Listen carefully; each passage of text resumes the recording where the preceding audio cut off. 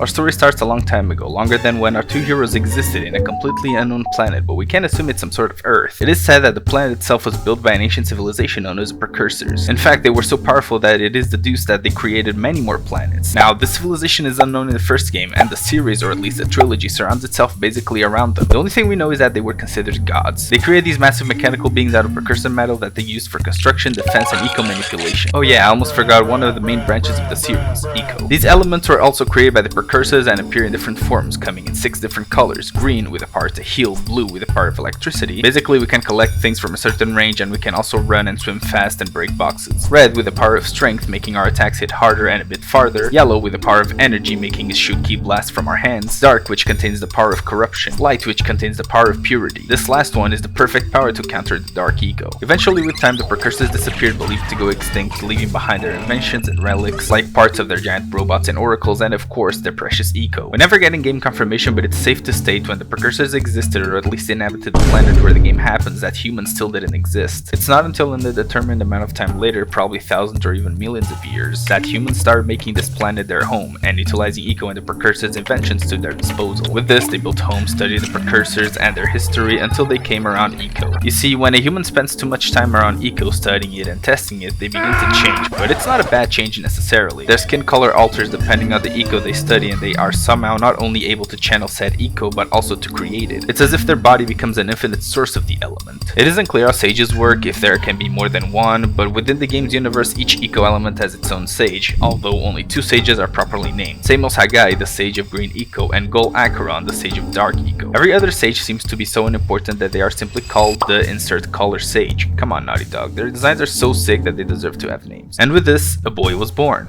Or better, 2 boys.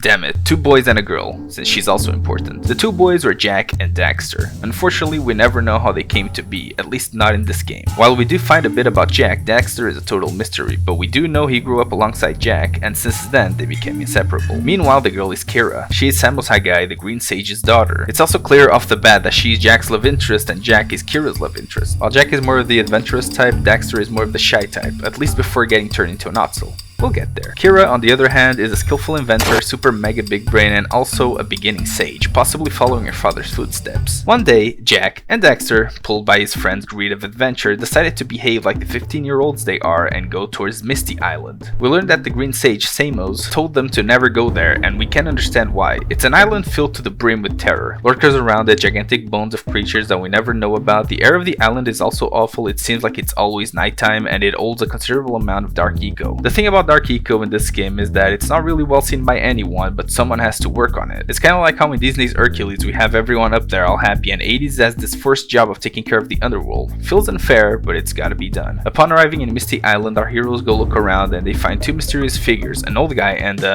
oh boy.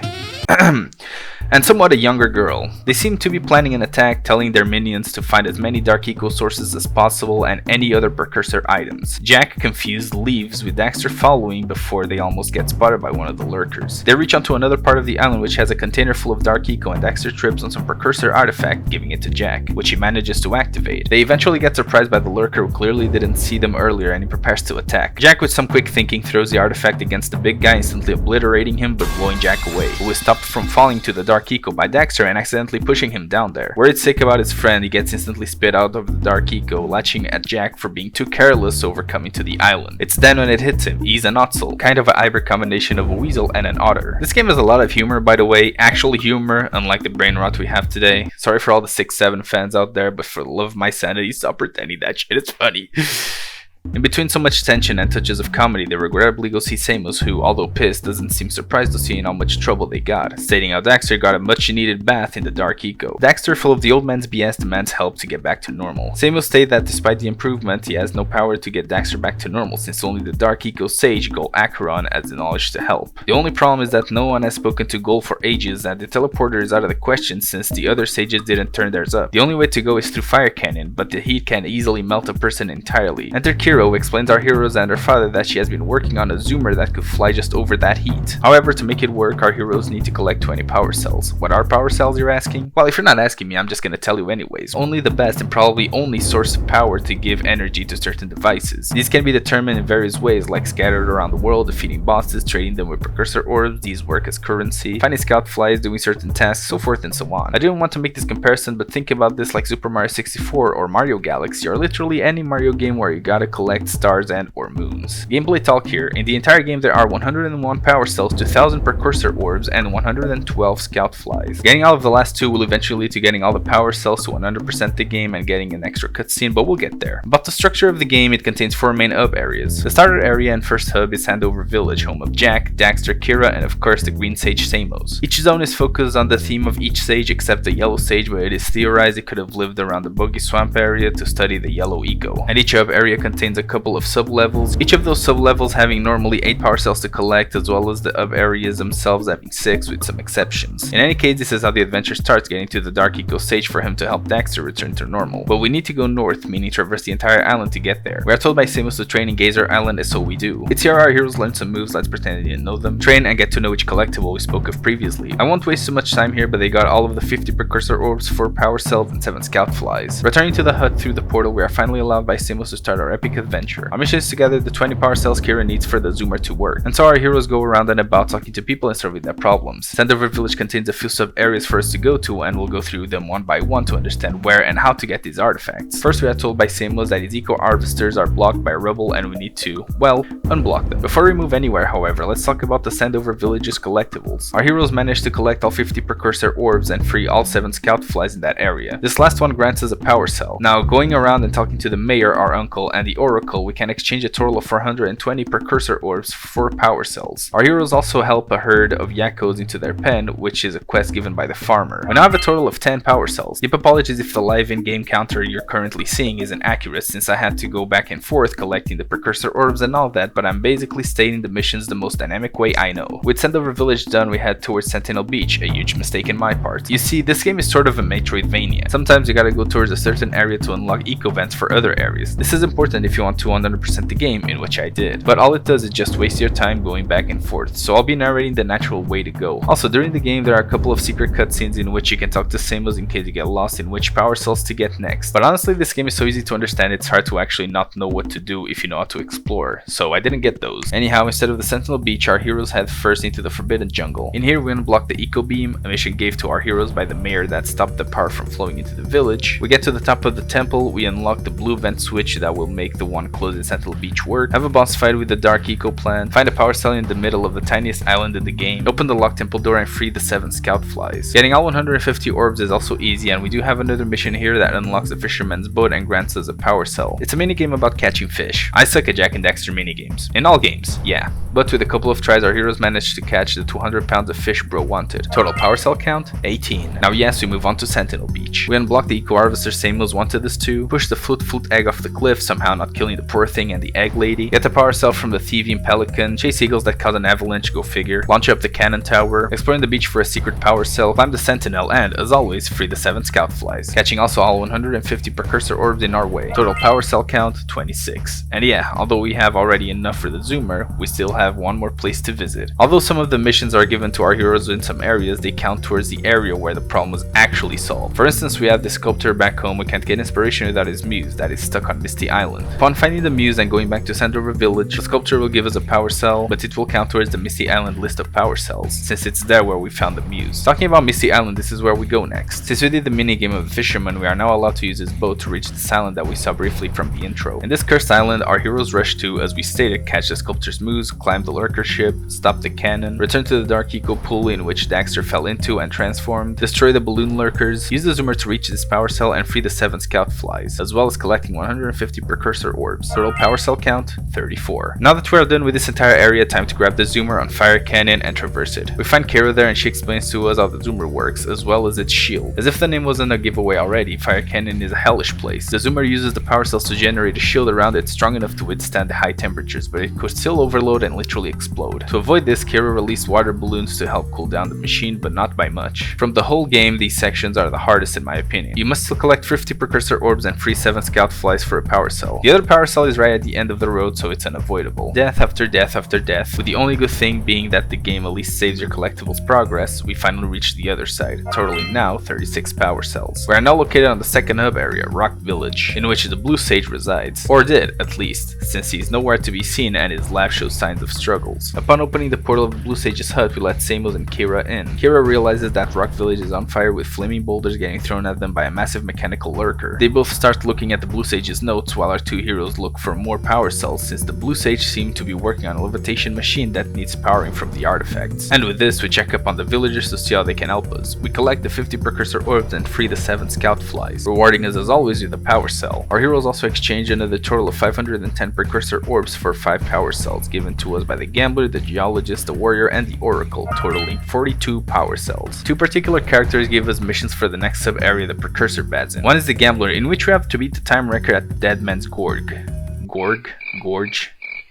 Whatever. And the Geologist, who is worried for the moles and asks us to head them back into their hole. The other power cells in this area are very race-like-esque, having to catch, although it's more like defeat the flying lurkers, get the power cell over the lake, cure dark eco-infected plants, navigate the purple Precursor rings, navigate the blue Precursor rings, and as always free 7 Scout Flies. Along the way we collect 200 Precursor orbs, giving us a total of 50 power cells. Yeah, I know it seems like we're flying through the game, but it's harder than it appears, and this is supposed to be the easiest game. Also, the way the trilogy limited their world always scared the hell out of me. In this game, if you swim far enough, you'll hear a growl, and if you're like 7 and you don't know what the fuck that just was, have fun finding out. The lurker sharks aren't as scary now 20 years later, but they contributed to my thalassophobia alongside that damn Super Mario 64 eel. Regardless, the next place where we need to go is the Lost Precursor City. This seems like a Zelda temple more than anything to me, since unlike the Forbidden Forest, this temple is huge and contains a full set of power cells of its own. For instance, our heroes need to raise the chamber of the city, which works like an elevator, follow the colored pipes, reach the bottom of the city, quickly cross the dangerous pool, match the platform colors, climb the slide tube, reach the center of the complex, and free 7 Scout Flies. As always, we managed to collect 200 Precursor orbs from this area and total 58 power cells. The last subzone of this hub is the Boggy Swamp, which is infested with brats, lurker toads, and bats. I know we barely mentioned it, but remember the little flute egg that we quote-unquote rescued? It's now trained and is our friend to help us around some unreachable areas. In this place, you got to ride a feathered friend, protect Fardy Snacks, which is the hippo-like animal friend of Boggy Billy, a dude who lives in the swamp and apparently never showers, defeat the lurker ambush, free 7 Scout Flies, and break the 4 tethers to the Zeppelin, each giving us a power cell, totaling 66 power cells, and we managed to also gather the 200 Precursor orbs of this place. The Zeppelin managed to hold on to what seemed to be part of the Precursor mechanical Titanic robots they used to build and we see scattered around the world. It's here where we start seeing a pattern. It seems that whoever those villains were at the beginning really want to hold on to these ancient pieces for whatever purpose they have, but anyone feeling the rush of the game and barely paying attention to the story would probably not even understand what that was or even what it is for. Either way, we now have enough power cells to use the Blue Sage's levitation machine and defeat the monster that the warrior was so afraid of. This boss battle is pretty interesting, but it's nothing too out of the ordinary. Basically, dodge boulders thrown at us, use the blue eco to make a bridge, shoot the boss, his name is Claw by the way, with the yellow eco, and run away from the forming boulder that destroys the bridge. Do this 2 more times and we're rewarded with a power cell and an open way to the next area, Mountain Pass. Here we must use the zoomer, although this part isn't as frustrating as before because there's no heat. We just got to race 3 flying lurkers to get to the other side, since the whole way is rigged with explosives, and so is the cave where we have to get into. Touching a single explosive will kill us, and losing the race will also make us lose because the lurker on the other side is waiting for his friends to pass so we can blow the entrance up. Here we have 4 more power cells, defeating Claw, reach the end of Mountain Pass, find the hidden power cell, and free 7 Scout Flies. Our heroes also find 50 Precursor orbs, however we should do the find the hidden power cell last because it requires us to basically go up a snowy area to unlock the yellow eco, pretty much like we did with the blue eco earlier. However, again, I'll still count this power cell since it's only backtracking and we total now 70 power cells. Reaching the next hub area, the volcanic crater, we open the portal in the Red Sage's hut for Samos and Kira to come to us. Here Samos realizes it's worse than the Blue Sage's hut. The 2 creatures from the beginning once again appear and it's when everything comes crashing down. The entire struggle to get the Dark Sage's hut and return Daxter back to normal is completely worthless. The Dark Sage is none other than Gol Acheron, the main villain who is trying to get all of the dark eco he possibly possibly can. With him is sister Maya. Samos warned them a long time ago that Dark Eco isn't to be messed with. All the other ecos are fine, but the eco of corruption isn't to take up so lightly. Unfortunately, it seems that the Sage of Dark Eco was exposed for far too long to the Dark Eco, and with him is sister. Funny part is that Samos says something along the lines of Gol finally going off the deep end, which is confusing. Was Gol always this evil? Did the Dark Eco turn him like that? Was this Maya's idea? We never really know the answer, but he seemed to be kind of a respected member in the beginning, so I'll take it he was genuinely a good guy, and so was his sister. But Dark Eco can make someone go upside down. We'll see that later in the trilogy. Regardless, it is revealed that their plan is to control Dark Eco. Unlike other ecos, Dark Eco seems to be the worst of all to get a hold of, so much so that even the Precursors could not control it. With the greed of power, Gol and Maya plan to take all of the Dark Eco they can find. The most prominent place with a vast quantity of Dark Eco can be found in the silos, which are locked and seem to be quite hard to open. We also know they captured the sages because they need their powers for a certain project which isn't fully revealed yet. Daxter goes berserk because that same goal they have to defeat is the same one that could get him back to human again. But truth is that this isn't just about Daxter anymore, it's about the whole world. They need to reach the Duo Citadel and fast to prevent them from succeeding in opening the silos. For that we need a couple more power cells to upgrade the heat shield of the Zoomer and cross the lava tube. With this crucial information, our heroes move to get the rest of the power cells remaining in this hub area. In the volcanic crater, our heroes can trade a total of 600 Precursor orbs from the miners and the Oracle for 6 power cells. Find the hidden power cell and free the 7 scout flies as well as the 50 Precursor orbs. This alone is enough to get to the end of the game since we'll have 78 power cells in total, but let's go through the last remaining sub-levels. Moving towards Snowy Mountains through an elevator, our heroes manage to unlock the yellow eco vent switch, stop the 3 Lurker Glacier troops, deactivate the Precursor blockers, open the frozen crate, get through the Lurker fort, open the Lurker fort gate, survive the Lurker infested cave, and free 7 scout flies, as well get all 200 Precursor orbs. Small but cool detail in Snowy Mountains is that we can actually see the world around us and some of the places we visited, like the huge sapling in the swamp. I love the visual storytelling this game gives. It makes you truly feel like there is more to this world than it seems. Man, I miss old games.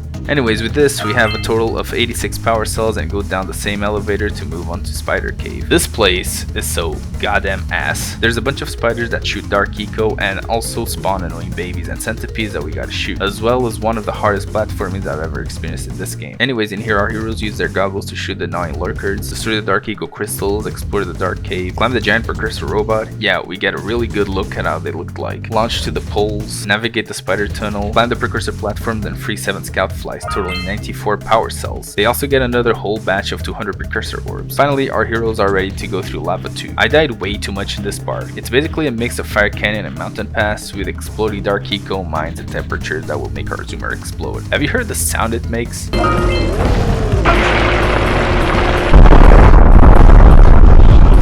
Yeah, it looks like a damn nuke. Realistically enough, I'm pretty sure with the many power cells we have, it would make the entire planet disappear. Anyways, our heroes have to reach the end of Lava Tube as well as free 7 scout flies. Doing so will reward us with a power cell each, totaling 96 power cells, and also grab all 50 Precursor orbs. We have to turn on the teleportation device once again to let Samos and Kara pass, but bad news, only Kara comes through. It seems that while we were on Lava Tube, Gol and Maya captured Samos, since he's the last stage of all 4 that they needed. Kara obviously shows concern for her father, but also for the world, since their Lurker army keeps growing, and soon enough we'll have a massive issue with Dark Eco to take care of. Reaching the next door, we get to Gol and Maya's Citadel. It's basically a huge room divided in other rooms with sections filled with platforming. Looking around, nothing seems out of the ordinary except the massive giant robot in the middle getting charged up. In short, here's their plan. The sages are needed to power up that robot. Every part we've been until now in defeating the Lurkers was all about finding functional parts of the Precursor robot so they could make their own and opening the Dark Eco silos. And even though we took care of their servants and machines, they still managed to build it and get on with the final phase of their plan. And this is basically what we hear from Samos. Our next and final task before the ending is to free all 4 sages and the 7 scout flies, each objective giving us 5 power cells so we can total 101 power cells and get all 200 Precursor orbs. It's worth mentioning before we move on that we finally do meet the other 3 sages that are responsible for the eco powers we use throughout the game. Again, it's just a shame that they don't have a name. They're pretty damn cool. After releasing every single sage, Samos has a heart-to-heart with Jak and Daxter. Of course, this latest one complaining about how they're about to defeat the only guy capable of helping him return to normal, but Samos states that they will try to reason with Gol to help Daxter. All the 4 sages get together to break the shield surrounding the robot, but it is already too late. Gol and Maya appear talking their usual villain dialogue, but it's interesting how little to no remorse they show. Gol knows they want his help to turn Daxter back, but they're way too focused on reshaping the world to their image. They enter the Precursor robot and head outside. The final showdown begins. Our heroes enter the door right behind them and get on an elevator that goes up. We see at the top that they're trying to open the Dark Eco silo using some sort of laser. It also comes up to this. We ride a blue eco-powered elevator down and the battle starts. Like a normal boss fight, this one has 3 sections. The first section and easiest one is using the yellow eco to blow up the eye of the machine that is lasering the silo. It's here when they realize we're here to put a stop to this nonsense. We need to be careful because the silo will be opening slowly the more they attack and we could fall into the dark eco. Between those 3 sections we have some sort of waves in which we have to kill enemies or dodge Gol and Maya's attacks. They can use green eco into the silo's opening to generate their lurkers. These are easily disposed with yellow eco energy that appears. Gol and Maya will also release some sort of massive bomb in which our heroes use blue eco on those pads that make them jump high. Those are basically the waves. In the second section they start using a weapon they built for the robot that shoots exploding red balls that take the space of the entire arena once they blow up. So we gotta jump them and use yellow eco again to destroy their weapon. Another wave happens and then they use yet another weapon in the third section to shoot us, but yellow eco is once again the right answer to destroying it. With no more cards in their hands, the 4 sages appear fusing their power to create light eco. Apparently there's an entire debate in the community understanding if this is white eco or light eco. Personally I think it's just light eco that Jak can channel through his body like how he does with the other ecos. Jokingly enough, we see Daxter talking that light eco can change him back to normal, making him question to save the world or return to being a human. Of course he chooses the first option. Either way our heroes have to dodge a couple of traps while the sages make the light eco. And once it's done, Jak gets powered up like a Super Saiyan and uses it to obliterate the robot, making its head fall into the dark eco along with Gol and Maya in it. After a little celebratory dance, god how I missed when old games got this cheesy, our heroes get praised by everyone. Daxter accepts in a way that he will stay as an Otzel, Jak is admired for his amazing talent at channeling eco, and Kira is well regarded in terms of her help and ingenuity. After all, without her, our heroes wouldn't be able to unfold the entire situation, being reminded to us that she would give a wonderful sage now that Gol and Maya are done for, which makes Samus doubted for some reason. We have some more funny moments, Jak and Kira attempting to kiss and failing miserably. Credits roll, and after those are over, if we didn't get all power cells, Daxter will tell us that we need to go to more adventures. However, we do have all power cells and a new ultimate cutscene unlocks, in which our hero finds themselves in front of an ancient precursor gate, which can only be opened with 100 power cells. Daxter comments on how of course we have 100 power cells, we're heroes after all. Then all power cells fly from Jak and Daxter towards the gate it unlocks. Behind it, a bright light. Whatever it is in it, it's described by everyone as being beautiful,